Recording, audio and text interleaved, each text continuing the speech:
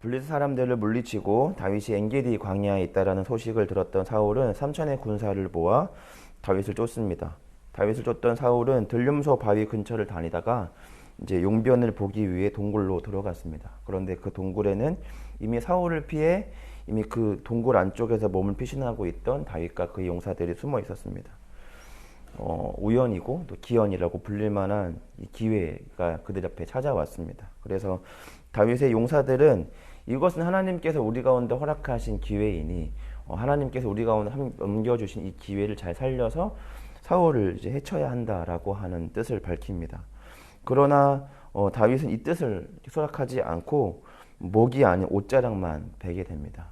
이 또한 마음에 걸려서 결국은 용변을 다 보고 나가는 사울을 향해서 큰 소리로 외쳐서 사울에게는 다윗에게는 사울을 해칠 마음이 조금 더 없다라는 것을 이제 알림으로 오늘 본문의 내용이 이렇게 정리가 됩니다.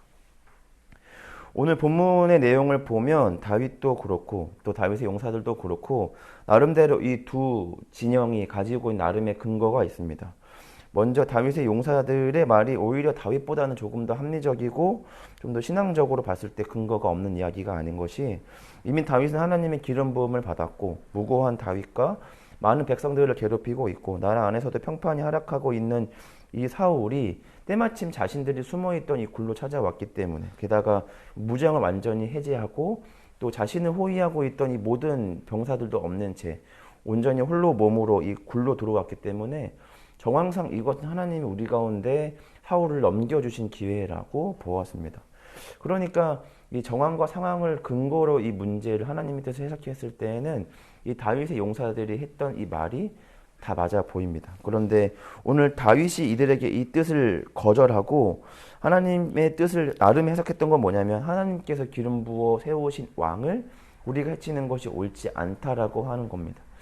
그래서 제가 이제 뭐 율법을 따로 뭐 그렇게 유대인 율법을 가지고 있는 것은 아니지만 신명기와 이 민수기의 율법을 찾아보면서 기름 부음 받은 왕을 해하면 안 되는 율법이라는 게 있는가를 찾아봤는데 없었습니다. 그러면 다윗이 이 하나님의 뜻을 어떤 부분들을 가지고 해석을 했을까라고 생각을 해보면 신명기 32장 35절의 말씀에 보면 이제 이 유대인들의 복수를 어떻게 해야 하는지에 대한 이 복수법이 존재하는데 원수를 갚는 일과 보복하는 일은 여호와께 속하였으니 그들의 발이 정한 때에 미끄러지리라.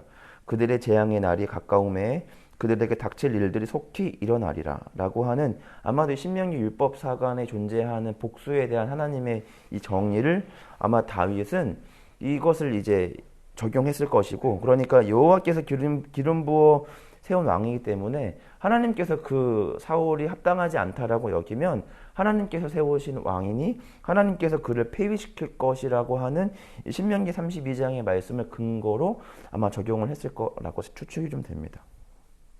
그러니까 동일한 상황을 지금 경험하고 나서도 어떤 것을 근거로 이 하나님의 뜻을 해석하느냐에 따라 하나님께서 이렇게 우리 가운데 보여주신 뜻이다라고 하는 결론을 다르게 맺고 오늘 이 다윗의 용사들과 다윗이 내는 결론은 한 사람을 봤을 때 누군가는 하나님께서 이 사람을 살리기를 원하신다 이고 어떤 무리는 하나님께서 이 사람을 죽이기를 원하신다라고 하는 결론으로 이제 도달하게 됩니다. 그러니까 무엇을 근거로 하나님께서 우리 가운데 삶을 보여주시느냐에 따라 누군가를 살리기도 하고 죽이기도 한다라고 하는 결론입니다. 그런데 문제는 뭐냐면 동일한 상황, 동일한 문제라는 것입니다. 그러나 이들이 어떤 것을 가지고 근거로 해석했냐면 어떤 사람은 정황과 상황을 통하여 이 문제를 해석했고 또 한 사람은 이거 하나님의 말씀을 가지고 이 문제를 해석했다라고 하는 겁니다.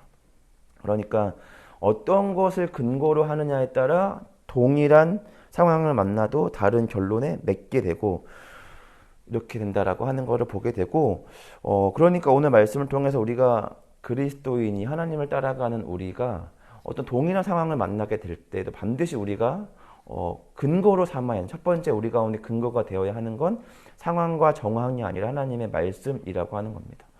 왜냐하면 상황을 통해서는 하나님의 뜻을 온전하게 헤아리기가 어렵기 때문입니다. 왜냐하면 상황과 정황을 통해서 하나님과 이 사울과 다윗이 지금 하나님께 복을 받느냐 복받지 않느냐를 평가하기는 굉장히 애매합니다. 왜냐하면 지금 하나님의 뜻을 잘 준행하고 있는 다윗은 사울에게 위기에 쫓겨 지금 이 광야에 숨어들거나 동굴에서 피신을 하며 굉장히 비참한 현실을 살고 있고, 지금 하나님이 떠난, 하나님의 말씀대로 살고 있지 않은 사울은 여전히 세상적으로 봤을 때에는 왕의 자리에 올라 왕노릇하고 있기 때문입니다. 그러니까 상황만 놓고 보면 다윗은 하나님께 버린 자가 되어야 하고, 상황만 놓고 보면 사울은 하나님께 복받은 자가 되어야 하는데, 우리가 잘 알고 있는 것처럼 사무엘상 24장 이 결론까지는 현재 다윗만큼 하나님께 복받은 자가 없고 사울만큼 지금 비참한 현실을 살아가고 있는 자가 없다라는 겁니다.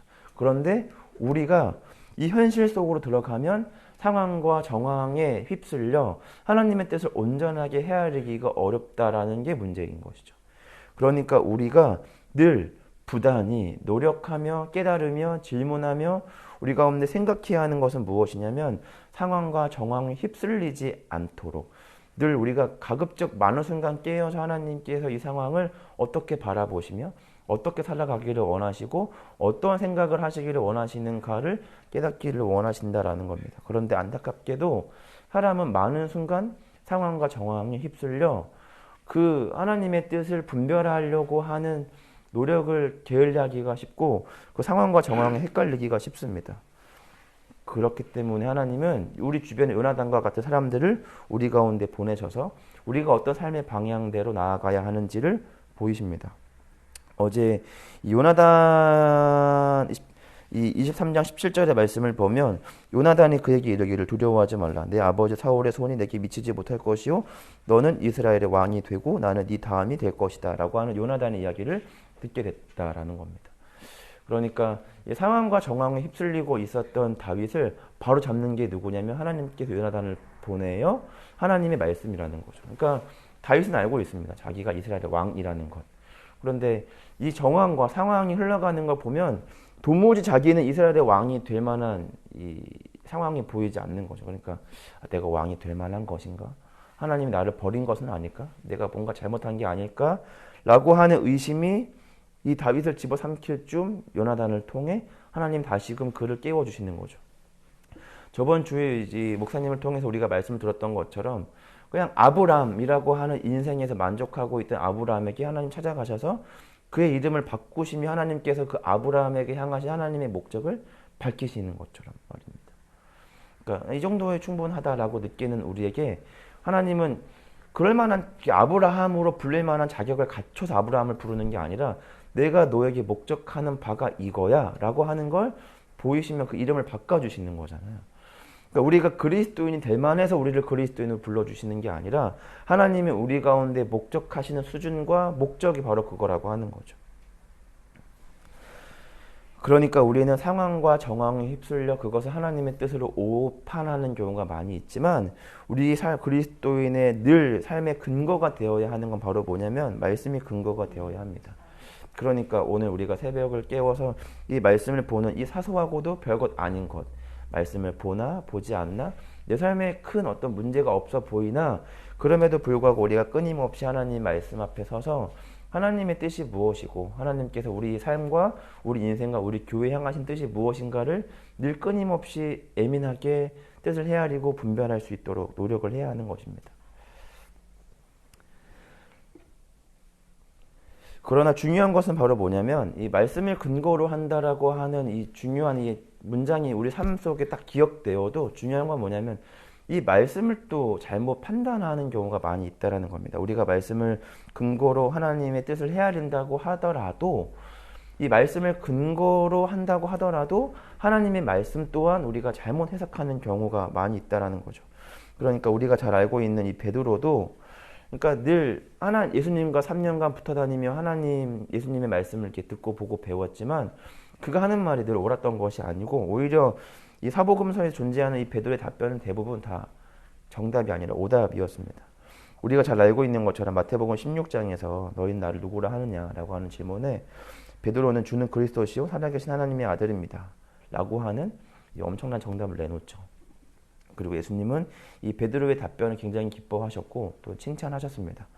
그리고 나서 이어지는 그 예수님의 십자가에 대한 순환의 이야기에는 이 베드로가 뭐라고 말하냐면 그리 마옵소서 이 일이 결코 주께 미치지 아니하리이다 라고 하는 오답 또한 내놓습니다.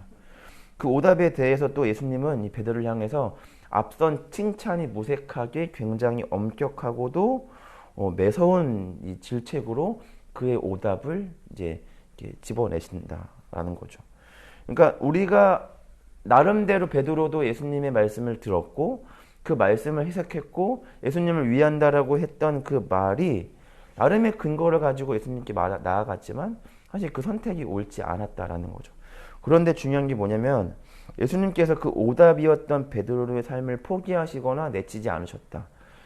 베드로가 가져온 정답이든 오답이든 그 정답과 오답을 통하여 예수님은 베드로를 한 사람의 사도로 세우시는데 최선을 다하셨고 그렇게 인도하셨다라는 겁니다.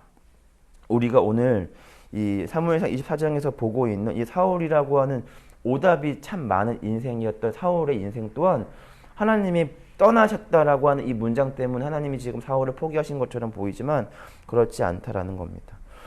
오늘 이 다윗이 사울을 살려주는 이 상황을 사울 앞에 보이심으로 왕으로서 가져가야 할 왕의 태도를 사울 앞에 보이십니다. 다윗에게 다윗의 이 태도를 통해서.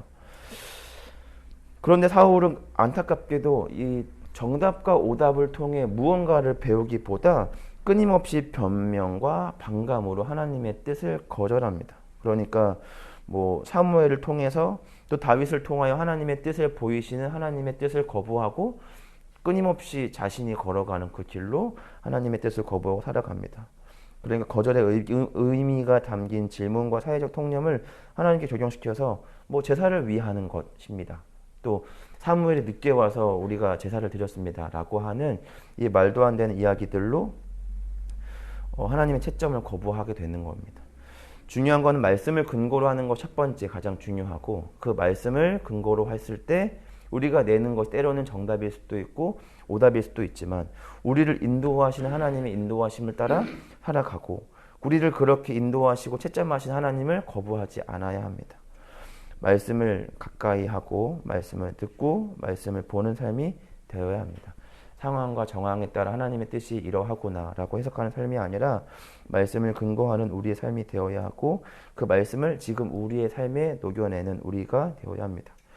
때로는 말씀을 근거했을 때 그 말씀을 근거했지만 하나님께서 기뻐하지 않는 정답을 내놓는 순간이 있을 수 있습니다. 그러나 우리가 기억해야 되는 건 우리의 오답을 오답으로 보지 않으시고 우리를 하나님의 길로 아름답게 인도하시는 하나님을 기억하셔야 됩니다. 그래서 우리를 옳은 길로 인도하시면서 하나님을 기억되게 하는 저와 여러분의 삶이 되기를 간절히 소망합니다. 기도하겠습니다.